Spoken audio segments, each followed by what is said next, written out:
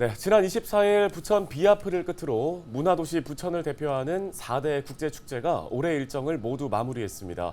코로나19의 긴 터널을 지나서 일단은 다시금 제 모습을 찾기 시작했는데요. 네, 대부분 긴 세월 이어진 국제 행사인 만큼 이젠 새 활로를 찾는 노력도 필요하다는 지적이 나옵니다. 이정아 기자입니다.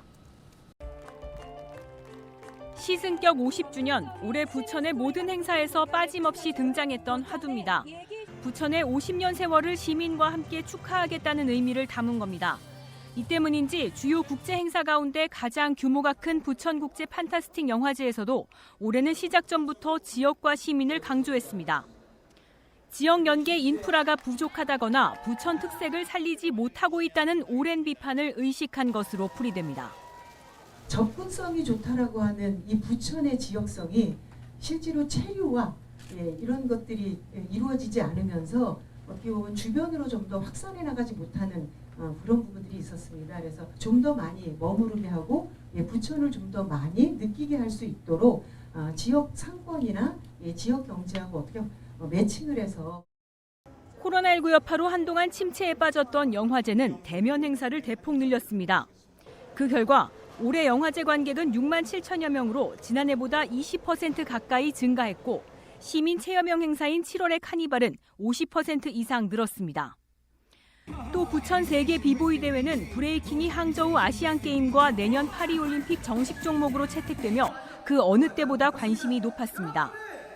지난달 열린 만화축제를 비롯해 최근 막 내린 애니메이션 페스티벌에서는 대중에게 익숙한 콘텐츠를 전면에 내세우면서 관객과 함께하는 계기를 마련했습니다. 플랫폼 축제로 올해는 만들어 보기로 했습니다. 웹툰이 날로 인기가 높아지는데 그중에서 저희들이 해야 될 역할들은 이 콘텐츠를 어떻게 다양하게 만들 수 있을까? 8년에서 길게는 20년 이상 역사를 지닌 부천의 주요 국제 행사는 저마다 고유의 색깔을 찾는 데는 어느 정도 성공했다는 평가입니다. 4대 국제축제는 굉장히 중요한 문화 자산이 된 거죠.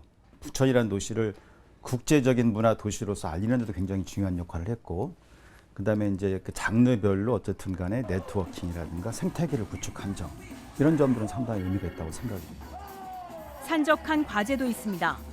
축제별 다양성과 고유성은 인정하되 새롭게 협업할 수 있는 지점을 찾아야 한다는 겁니다. 지역에 있는 여러 가지 자원들을 이렇게 창조적으로 융합하는 데까지는 아직 이르지 못하지 않았나. 개별 축제들이 조금 상호 연계를 하면서 협업을 하면서 새로운 융합의 가치를 만들어 갈 것인가에 대한 고민이 굉장히 필요한 시점이라고 생각이 듭니다.